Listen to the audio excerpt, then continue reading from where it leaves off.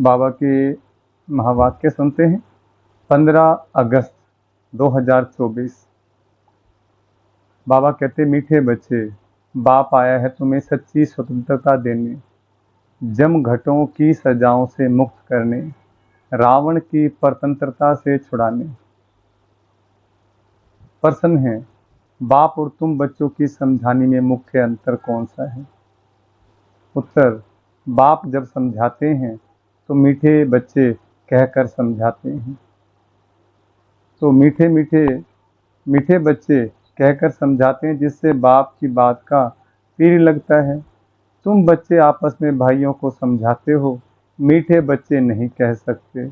बाप बड़ा है इसलिए उनकी बात का असर होता है, वह बच्चों को रियलाइज कराते हैं। बच्चों, तुम्हें लज्जा नहीं आती? तुम पतित बन गए, अब पावन बनो। ओम शांति। बेहद का रूहानी बाप बेहद के रूहानी बच्चों को बैठ समझाते हैं। अब यह बेहद का बाप और बेहद के बच्चे ही जानते हैं, और कोई ना बेहद के बाप को जानते हैं, ना बेहद के बच्चे अपने को जानते हैं।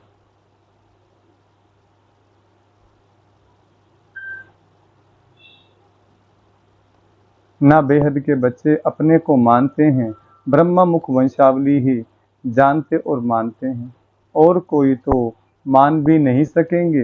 ब्रह्मा भी जरूर चाहिए, जिसको आदि देव कहते हैं, जिसमें बाप की प्रवेशता होती है। बाप आकर क्या करते हैं? कहते हैं पावन बनना है। बाप की श्रीमत है अपने को आत्मा निश्चय करो। बच्चों को आत्मा का परिचय भी दिया है। आत्मा भरकुटी के बीच में निवास करती है। बाबा ने समझाया है आत्मा विनाशी है, इनका तक यह विनाशी शरीर है।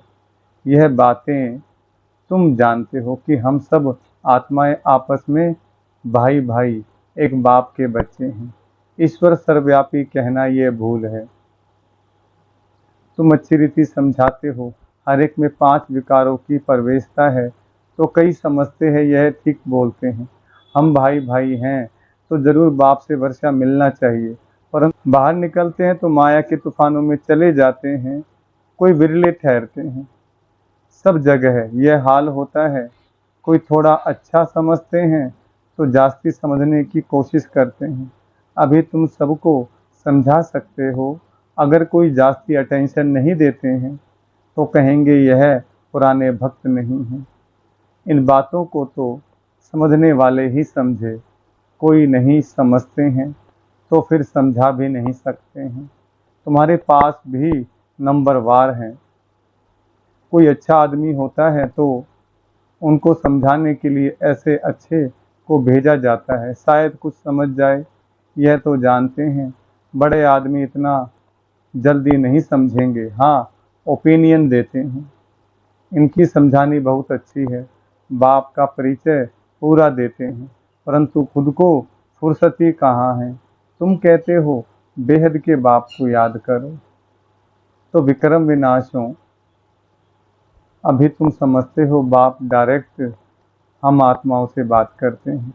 डायरेक्ट सुनने से तीर अच्छा लगता है, वह बी के द्वारा सुनते हैं। यहाँ परमपिता परमात्मा ब्रह्मा द्वारा डायरेक्ट समझाते हैं। हे बच्चों, तुम बाप का कहना नहीं मानते हो। तुम सब तो कोई को ऐसे नहीं कह सकेंगे ना। वहाँ तो बाप नहीं है, यहाँ बाप बैठे हैं। बाप बात करते हैं। बच्चे, तुम बाप की भी नहीं मानेंगे? क्या कह रहे बाबा, कितने प्यार से बोल रहे हैं। बाप बात करते हैं, बच्चे तुम बाप की भी नहीं मानेंगे। अज्ञान काल में भी बाप की समझानी और भाई की समझानी में फर्क पड़ता है। भाई का इतना असर नहीं पड़ेगा जितना बाप का असर पड़ेगा। बाप फिर भी बड़ा हुआ ना तो डर रहेगा। तुमको भी बाप समझाते हैं, मुझे अपने बाप को याद करो। तुमको शर्म नहीं आती? तुम घड़ी घड़ी मुझे भूल जाते हो। बाप डायरेक्ट कहते हैं तो वह असर जल्दी पड़ता है। अरे बाप का कहना नहीं मानते हो? बेहद का बाप कहते हैं यह जन्म निर्विकारी बनो, तो एक ही जन्म निर्विकारी बन पवित्र दुनिया का मालिक बनेंगे। यह नहीं मानते हो बाप के कहने का तीर कड़ा लगता है, फर्क तो रहता है। ऐसे भी नहीं है कि सदैव नए नए से बाबा मिलते रहेंगे। उल्टे सुलटे प्रश्न करते हैं, बुद्धि में नहीं बैठता, क्योंकि यह बिल्कुल नई बात। गीता में श्री कृष्ण का नाम लिख दिया है, वह तो हो नहीं सकता। अभी ड्रामा अनुसार तुम्हारी बुद्धि में बैठा है। तुम बच्चे भागते हो हम बाबा के पास जाएं, डायरेक्ट मुरली सुने। वहाँ तो भाइयों द्वारा सुनते थे, अब बाबा से सुने। बाप का असर होता है, बच्चे बच्चे कह बात करते हैं। बच्चे तुम्हें लज्जा नहीं आती, बाप को याद नहीं करते हो? बाप के साथ तुम्हारा प्यार नहीं है, कितना याद करते हो? बाबा 1 घंटा, अरे निरंतर याद करेंगे तुम्हारे पाप कट जाएंगे। जन्म जन्मांतर के पापों का बोझा सिर पर है, कैसे कटेगा? बाबा को याद करने से। बाप सम्मुख समझाते हैं, तुमने बाप की कितनी गलानी की है, तुम्हारे ऊपर तो केस चलना चाहिए। अखबार में कोई के लिए गलानी लिखते हैं तो उस पर केस करते हैं ना, मान हानि का दावा ठोकते हैं। अगर कोई किसी की बुराई करता है, अपमान करता है, अब बाप स्मृति दिलाते हैं, तुम क्या क्या करते थे। बाप समझाते हैं, ड्रामा अनुसार रावण के संग में यह हुआ है, अब भक्ति मार्ग सब पूरा हुआ, पास्ट हो गया। बीच में कोई रोकने वाला तो होता नहीं। दिन प्रतिदिन उतरते उतरते तमो प्रधान बुद्धि बुद्धू हो जाते हैं। जिसकी पूजा करते हैं उनको ठीक कर भीतर में कह देते हैं। इसको कहा जाता है बेहद की बेसमझी, बेहद के बच्चों की बेहद की बेसमझी। एक तरफ शिव बाबा की पूजा करते हैं, दूसरी तरफ उस बाप को ही सर्वव्यापी कहते हैं। अभी तुमको स्मृति आई है, इतनी बेसमझी की जो बाप की गलानी कर दी है, अब तुम बच्चों ने समझा है तो अब पुरुषार्थ कर रहे हो बेगर टू प्रिंस बनने का। श्री कृष्ण सतयुग का प्रिंस, उनके लिए फिर कहते 16,108 रानियां थी, बच्चे थे। अभी तुमको तो लज्जा आएगी। कोई पाप करते हैं तो भगवान के आगे कान पकड़ कर कहते हैं, हे भगवान बड़ी भूल हुई, रहम करो, क्षमा करो। तुमने कितनी बड़ी भूल की है? बाप समझाते हैं, ड्रामा में ऐसा है, जब ऐसे बनो तब तो मैं आऊं। अब बाप कहते हैं तुमको सब धर्म वालों का कल्याण करना है। बाप जो सदगति करते हैं उनके लिए सब धर्म वाले कह देते हैं सर्वव्यापी है। यह कहाँ से सीखे? भगवान वाच, मैं सर्वव्यापी नहीं हूँ, तुम्हारे कारण औरों का भी ऐसा हाल हो गया है। पुकारते हैं हे पतित पावन, परंतु समझते नहीं हैं। हम जब पहले पहले घर से आए तो पतित थे क्या? देह अभिमानी बनने के कारण पतित बने। पहले हम क्या थे? परमधाम से जब आए पृथ्वी पर सतयुग में आत्म अभिमानी थे। बाबा ने राजयोग सिखाया और हम बच्चों को आत्म अभिमानी बनाया। फिर धीरे धीरे कलयुग तक पहुँचते पहुँचते क्या हो गए? पतित, देह अभिमानी, अपने आप को देह समझने लगे। सबसे पहले बाबा आत्मा का ज्ञान देते हैं, विषय विकारों को छुड़वाते हैं। कोई भी धर्म वाला आए उनसे पूछना है, परम पिता परमात्मा का तुमको परिचय है? वह कौन है? कहाँ निवास करते हैं? तो कहेंगे ऊपर में, या कहेंगे सर्वव्यापी है। बाप कहते हैं तुम्हारे खातिर सारी दुनिया चट खाते में आ गई है। निमित्त तुम बने हो, सबको समझाना पड़ता है। भले ड्रामानुसार होता है, परंतु तुम पतित तो बन गए ना। सभी पाप आत्माएं हैं, पुण्य आत्मा बनने के लिए पुकारते हैं। सब धर्म वालों को मुक्तिधाम घर में जाना है, वहाँ पवित्र हैं। यह भी ड्रामा बना हुआ है। जो बाप आकर समझाते हैं, यह ज्ञान सब धर्मों के लिए है। बाबा के पास समाचार आया था, किसी आचार्य ने कहा, आप सबको आत्मा में परमात्मा समझ नमस्कार करता हूँ। अब इतने सब परमात्मा हैं क्या? कुछ भी समझ नहीं। जिन्होंने भक्ति जास्ती नहीं की है वह ठहरते नहीं हैं।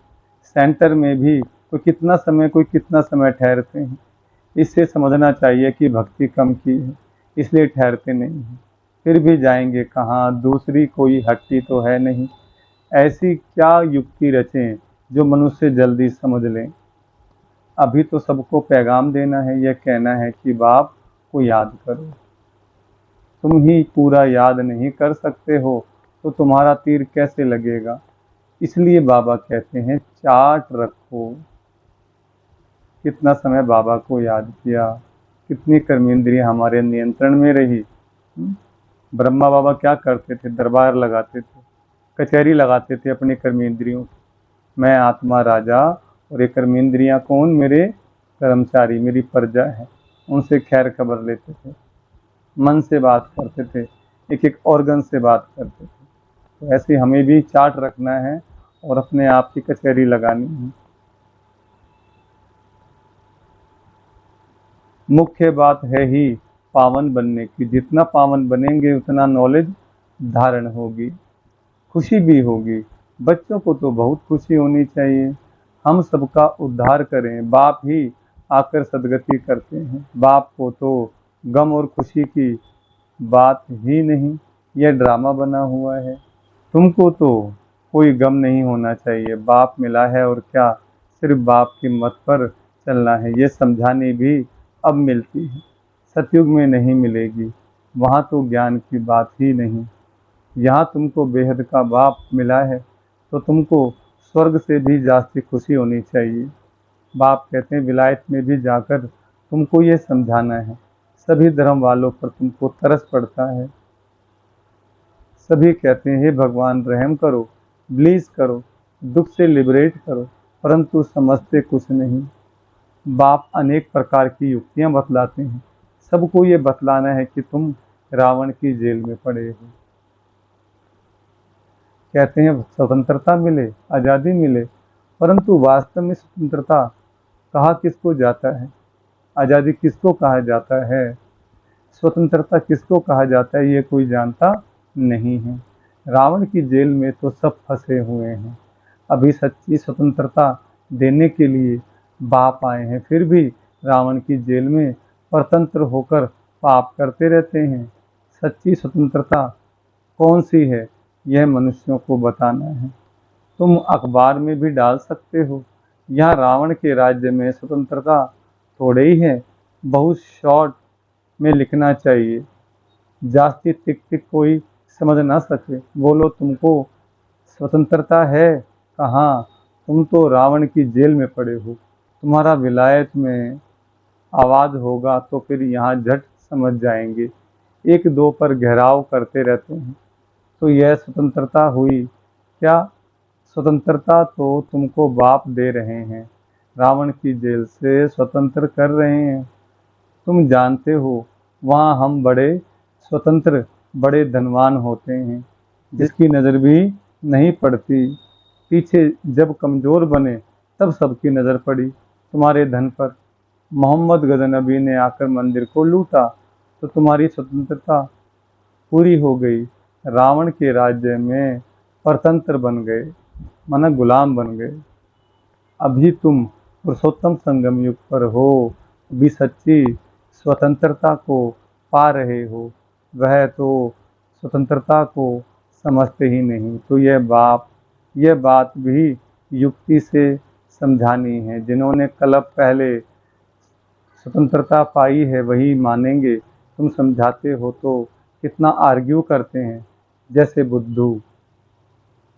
टाइम वेस्ट करते हैं तो दिल नहीं होती है बात करें। बाप आकर स्वतंत्रता देते हैं। रावण की परतंत्रता में दुख बहुत है, अपरमपार दुख है। बाप के राज्य में हम कितना स्वतंत्र होते हैं। स्वतंत्रता किस उसको कहा जाता है जब हम पवित्र देवता बनते हैं तो रावण राज्य से छूट जाते हैं। सच्ची स्वतंत्रता बाप ही आकर देते हैं। अभी तो पराये राज्य में सब दुखी हैं। स्वतंत्रता मिलने का यह पुरुषोत्तम संगम युग है। वह तो कहते फौरन गवर्नमेंट गई तो हम स्वतंत्र बने। अब तुम जानते हो, जब तक पावन नहीं बने हैं तब तक स्वतंत्र नहीं कहेंगे। फिर जमघटों की सजाएं खानी पड़ेगी, पद भी भ्रष्ट हो जाएगा। बाप आते हैं घर ले जाने, वहाँ सब स्वतंत्र होते हैं। तुम सब धर्म वालों को समझा सकते हो, तुम आत्मा हो, मुक्ति धाम से आए हो पाठ बजाने। सुख धाम से फिर दुख धाम में, तमो प्रधान दुनिया में आ गए हो। बाप कहते हैं तुम मेरी संतान हो, रावण की थोड़े ही हो जो रावण का कहना मानते हैं। मैं तुमको राज्य भाग्य देकर गया था, तुम अपने राज्य में कितने स्वतंत्र थे। अब फिर वहां जाने के लिए पावन बनना है। तुम कितने धनवान बनते हो, वहां तो पैसे की चिंता नहीं होती है। भले गरीब हो फिर भी पैसे की चिंता नहीं, सुखी रहते हैं। चिंता यहाँ होती है, बाकी राजधानी में नंबरवार पद होते हैं। सूर्यवंशी राजाओं जैसे सब थोड़े ही बनेंगे, जितनी मेहनत उतना पद। तुम सब धर्म वालों की सर्विस करने वाले हो, विलायत वालों को भी समझाना है। तुम सब भाई भाई होना, सब शांति धाम में रहते हैं। अब रावण राज्य में हो, अब घर जाने का रास्ता आपको बताते हैं। अपने को आत्मा समझ मुझे याद करो। कहते भी हैं भगवान सबको लिबरेट करते हैं, परंतु यह नहीं समझते कि कैसे लिबरेट करते हैं, मन मुक्ति देते हैं। बच्चे कहाँ मूंझ पड़ते हैं तो कहेंगे बाबा हमको लिबरेट करो, अपने घर ले चलो। जैसे तुम लोग फागी में जंगल में मूंझ गए थे, रास्ते का मालूम नहीं पड़ता था, फिर लिबरेटर मिला, रास्ता बताया। बेहद के बाप को भी कहते हैं बाबा हमको लिबरेट करो, आप चलो, हम भी आपके पीछे चलेंगे। सिवाय बाप के और कोई रास्ता नहीं बताते हैं। कितने शास्त्र पढ़ते थे, तीर्थों पर धक्के खाते थे, परंतु भगवान को नहीं जानते तो ढूंढेंगे फिर कहाँ से। सर्वव्यापी है फिर मिलेंगे कैसे।